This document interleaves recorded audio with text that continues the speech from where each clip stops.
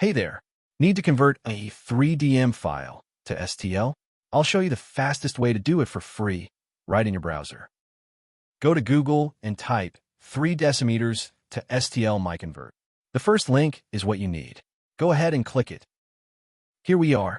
This is the free 3DM to STL converter. No sign-up needed, no software to install. Let's get started. Hit the Choose File button right here. Find your 3DM file on your computer, select it, and press Open. Perfect. Your file is ready to go. Check the details if you want, then just click Convert Now. Super simple. And it's converting now. See how fast that is. Just a couple of seconds and you're done. Boom. Conversion complete. Hit that download button and your STL file will be saved instantly. Easy, right? Head over to MiConvert.com anytime you need to convert files. Don't forget to subscribe. See you next time.